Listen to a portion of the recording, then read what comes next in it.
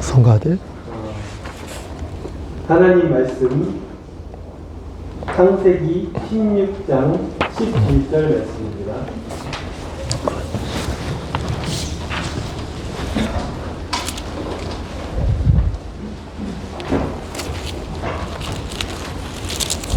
창세기 16장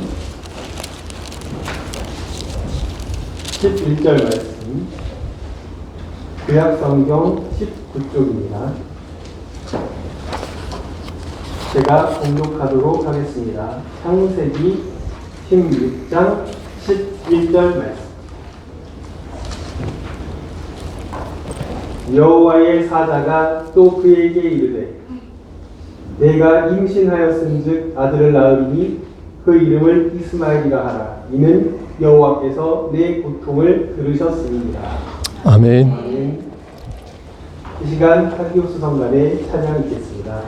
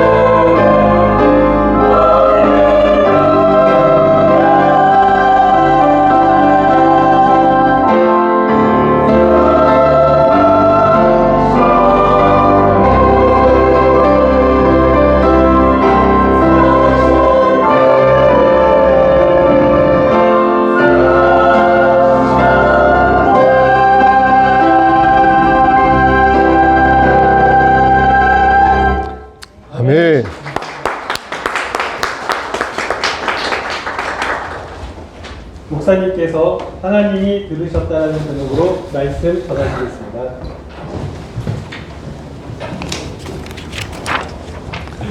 기도하시겠습니다. 하나님, 이 시간 하나님 말씀을 대언하고자 합니다. 아주 짧게 전하지만 말씀을 잘 전할 수 있도록 도와주시옵소서. 예수님 이름으로 기도드렸습니다. 아멘. 부활주일이면 보통 6개의 성경 본문 있죠? 이 성경 말씀 중에 하나를 골라서 목사님들이 강설을 합니다. 6개를 모두 말씀드리겠습니다.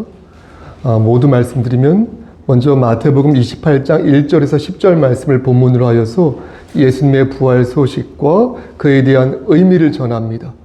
그리고 마가복음 16장 1절에서 8절 말씀을 본문으로 하여서 부활하신 예수 그리스도를 발견한 여인들의 증언에 대해서 목사님들이 보통 강설합니다. 아니면 누가복음 24장 1절에서 12절 말씀을 본문으로 부활하신 예수 그리스도를 본 무덤을 그 예수님과 빈 무덤을 본 제자들을 소재로 말씀을 전하거나 요한복음 20장 1절에서 18절 말씀을 가지고 여러분 마리아 아시죠? 마리아가 이렇게 부활하신 예수님을 만나서 그렇게 이런저런 어떤 그런 장면들이 나오는데 그 장면들을 소재로 강설합니다. 또한 고린도전서 15장 3절에서 8절 말씀을 본문으로 하여서 강설을 하는데 부활이 신학적으로 어떤 의미가 있는지 그것을 중심으로 말씀을 전합니다. 그리고 마지막으로 로마서 6장 4절 말씀을 본문으로 하여서 부활의 소망을 가진 여러분들과 제가 어떻게 이 새 생명으로 살아가야 하는지 그것을 중심으로 보통 강설합니다. 그런데 오늘 본문은 무엇입니까? 창세기 16장 그렇죠. 11절 말씀인 것입니다. 저는요, 부활주일에 이 본문을 가지고 제가 2012년도 겨울부터 본격적으로 담임 목사직을 수행했으니까 10몇 년 동안 한 번도 부활절에 이 말씀을 전한 적이 없으니 어떻게 보면 여러분들이 좀 낯설고 생뚱맞게 느껴질지도 모르겠습니다. 창세기 16장 있죠. 이 11절 말씀이 담긴 이 16장 말씀 있지 않습니까? 이 말씀에는 예수님도 나오지 않습니다. 그리고 부활이라는 말도 등장하지 않습니다. 물론 여러분 7절 말씀 있죠? 7절 말씀에 여호와의 사자를 어떤 신학자들은 예수님이다 라고 해석하는 그런 견해도 있지만 대체로 여기에 나오는 이 사자는 예수님이 아니고 천사다 라고 보는 견해가 지배적입니다. 따라서 창세기 16장 이 말씀에는 예수님도 나오지 않고 말씀드린 것처럼 부활의 부자도 나오지 않는 것입니다. 오직 한 여인이 천사와 대화하는 그런 장면만 나오는 것입니다. 그럼에도 불구하고 오늘 말씀을 본문으로 제가 정한 이유는 지금 이 시대를 사는 이들에게 부활의 의미가 어떤 의미인 것이고 또 그것을 우리가 어떻게 우리의 삶에 적용하여 살 것인지를 여러분들에게 전하고 싶었기 때문입니다. 부활의 기쁨이란 무엇일까? 물리적으로는 뭐지요? 부활이 죽은 우리의 육신이 살아나는 게 부활 아니겠습니까? 그래서 이미 죽은 자라면 그 영혼과 만나는 것이 부활 아니겠습니까? 그래서 하나님과 함께 기쁨을 이렇게 누린다는 거 아니겠습니까? 그런데 지금 당장 우리가 죽는 것도 아니고 또 설령 죽었어도 지금 당장 예수님이 재림하시는 건 아니지 않습니까? 그러하기에 이미 죽은 자나 아직 죽지 않은 자나 부활의 소망을 가진 자로서 이 표현이 좀 그렇습니다. 전쟁 같은 삶 속에서 우리가 받은 이 부활의 기쁨을 어떻게 이해하고 적용하고 누리며 살아야 하는지 묻게 되는 것입니다. 그래서 저는 오늘 본문을 묵상한 것입니다. 좀 서두가 길었는데요. 오늘 본문에 나오는 여인의 이름이 무엇입니까? 바로 하갈입니다. 하갈. 그녀는 사라의 몸종이었는데요. 남편 아브라함의 아이를 이 하갈이 갖게 되자 사라의 면박을 또 핍박을 받게 되었고 결국 이 하갈은 견디지 못하고 어떻게 됩니까? 광야로 도망칩니다. 얼마나 사라가 괴롭혔으면 아이를 뵌 상태에서 여러분 도망을 쳤을까 싶기도 하지만 여러분 9절 말씀을 한번 보시겠습니까? 9절 말씀을 보면 여호와의 사자가 너는 여주인에게로 돌아가서 사라에게 돌아가서 그 수하에 어떻게 하라? 그렇죠. 복종하라 이렇게 말씀하신 것으로 보아 말한 것으로 보아 하갈도 아기를 가지고 난 후에 아마도 고개를 뻣뻣이 들면서 한 성질을 부렸던 것 같습니다. 그래서 사라가 기가 차서 하갈을 더 괴롭혔던 것 같은데 여러분 생각해 보십시오. 아무리 그래도 그렇지 어떻게 아기를 뵌 여인을 광야로 쫓아낼 수 있습니까? 이건 선을 넘어간 거 아니겠습니까? 물론 하갈이 스스로 집을 나와서 광야로 들어갔다고 말씀하지만 그것은 표면적인 얘기인 것이고요. 여러 맥락을 볼 때 특히 6절 말씀을 보면 이미 아브라함이 어떻습니까? 하갈에 대한 통제권을 사라에게 이렇게 넘긴 것으로 보아서 하갈은 아브라함의 방치와 사라의 핍박으로 쫓겨난 것이다 라고 이해해도 무방하겠습니다. 여러분 이때 한번 입장 바꿔놓고 생각해 보십시오. 하갈의 마음이 어땠겠습니까? 자신이 무슨 계략을 짜서 아브라함의 첩으로 들어간 것도 아니고 시쳇말로 사모님이 부탁하여서 주인과 동침한 것인데 도리어 핍박을 받았으니 얼마나 하갈이 속이 상했겠습니까? 참고로 이때는 지금부터 4,000년 전의 고대 근동 시대였으니까 이 부분에 대해서는 우리가 좀 감안하고 보아야 할 것입니다. 하지만 복음을 막론하고 여러분 보십시오. 인간이 지켜야 할 말씀드린 것처럼 선이 있는데 지금 하갈을 사지로 몰아넣은 거 아니겠습니까? 그러니 아무리 하갈이 주인 사라에게 대들었다 하더라도 최소한 남편 아브라함은 하갈을 그렇게 방치하면 아니 되는 것이었습니다. 사실 아브라함 있지 않습니까? 아브라함은 믿음의 조상이 되기 전에 좀 그렇고 그런 사람이었습니다. 그가 처음부터 믿음의 조상이 되었던 게 아니라는 것입니다. 여러분 아브라함의 아내 사라를 아브라함이 자신의 여동생이라고 속였던 거 기억하십니까? 그것도 2번이나 아내 사라를 자기의 여동생이라고 속였습니다. 창세기 12장과 20장 말씀을 보면 아주 지질하고 못난 아브라함의 모습이 적나라하게 드러나 있는 것입니다. 아브라함은 블레셋과의 이 전투에서 이 관계에서 어떤 신앙보다는 머리를 굴려서 생존 전략을 더 획책했습니다. 그런 모습을 보이면서 하나님께서 아브라함에게 사라를 통하여 아들을 주시겠다라고 말씀하셨을 때에 그때 아브라함이 어떻게 했죠? 마음속으로 이렇게 엎드린 상태에서 마음속으로 제가 지금 100살이고 내 아내 사라가 90살인데 지금 하나님께서 무슨 말씀을 하시는지 모르겠네요 라고 속으로 웃었지 않습니까?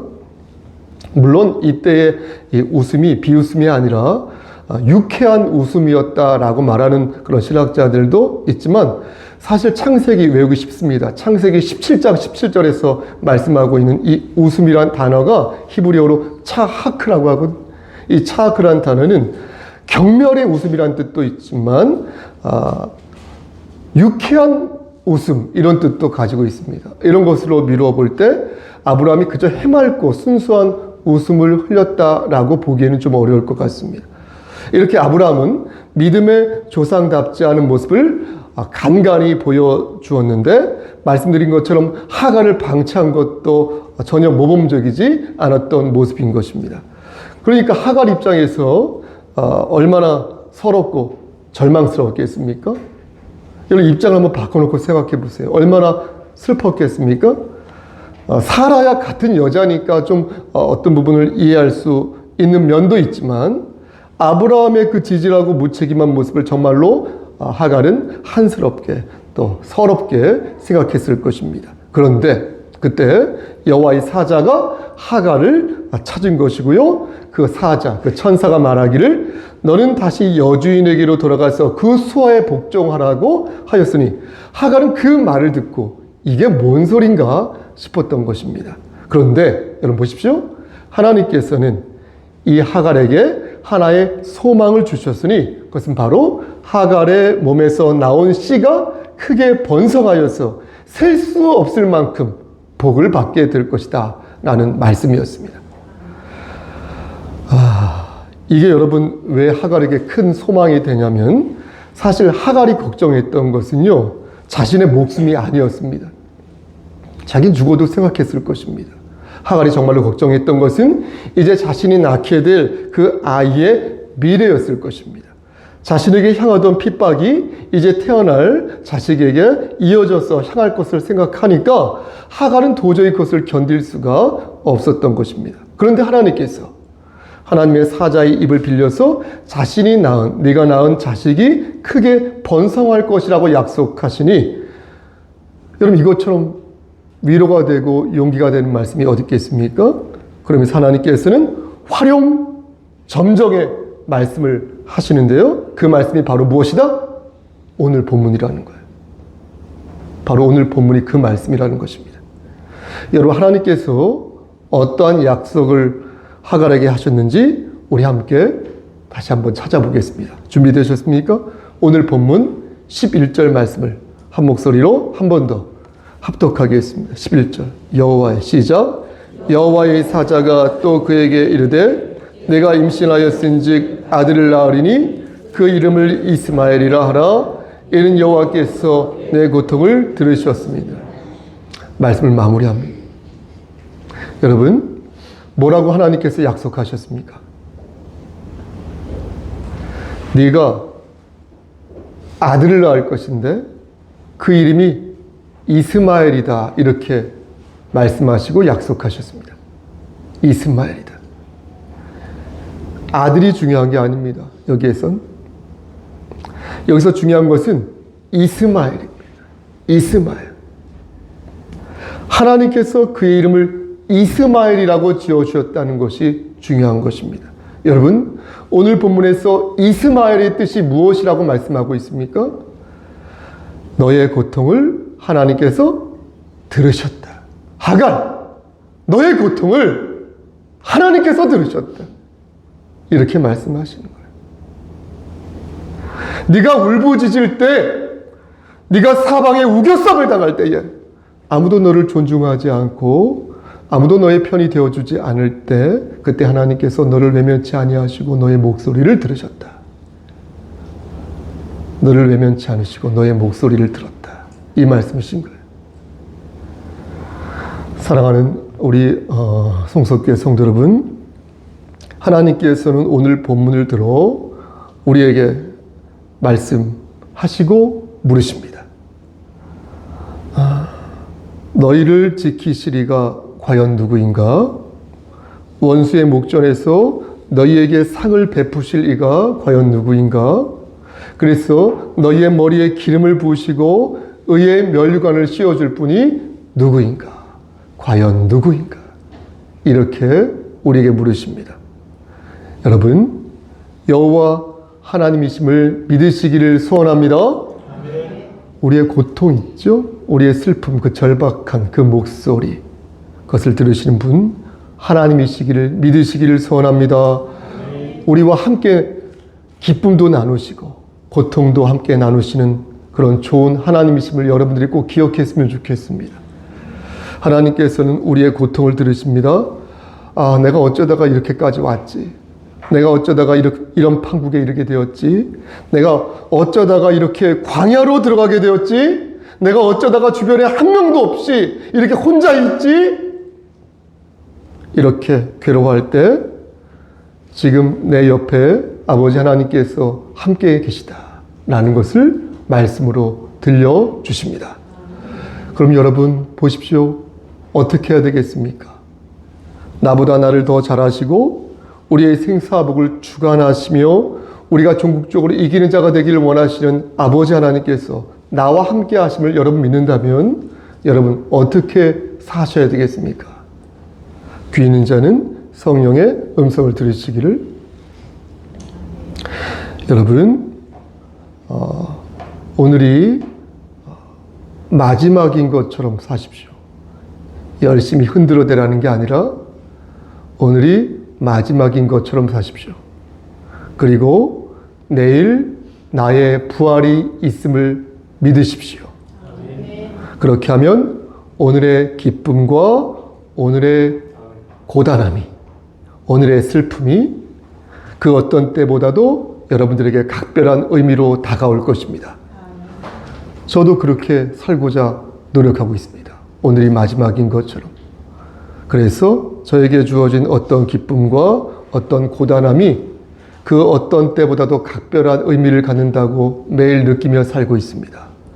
부활의 소망이 없는 사람들은 이러한 기쁨과 이러한 안식을 절대 누릴 수 없습니다. 사랑하는 성도 여러분, 이 기쁨을 여러분 삶 속에 구현하시고 각인하시고 그리고 기쁨을 사랑하는 여러분들 이웃과 함께 나누시기를 저 좀 보시고요. 준비되셨습니까? 주님 이름 받들어 간절히 축원합니다. 아멘. 기도하십니다. 거룩하시고 자비로우신 하나님, 부활의 소망, 부활의 기쁨을 우리 마음에 각인하여 사랑하는 사람들과 함께 나누기를 소원합니다. 사람을 바라보지 않고 하나님만 바라봐서 낙오되지 않기를 소원합니다. 모든 것들을 주님께 의탁하옵고 예수 그리스도인 받들어 감사하며 기도드려 싸움나이다. 아멘.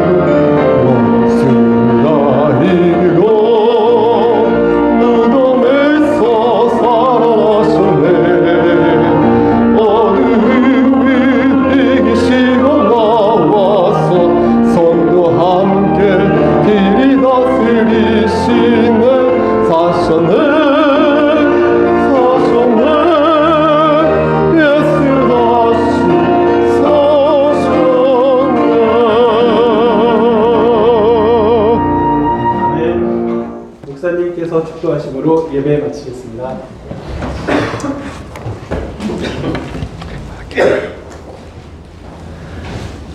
일어나서 이제는 우리를 죄에서 구속하여 주신 우리 구주 예수 그리스도의 은혜와 아버지 하나님의 만극하신 그 사랑하심과 성령 하나님의 교통하시고 인도하시는 모든 역사하심이 하나님이 늘 우리와 동행하여 주셔서 우리의 궁핍하고 우리의 괴롭고 우리의 외로운 모든 목소리들을 다 들어주시고 우리를 선한 길로 선도하여 주실 줄 믿는 여기 모인 성도들과 그들의 가족과 이 재단과 이 나라 위에 하나님의 사랑하심이 세세토록 함께 계실지어다. 아멘.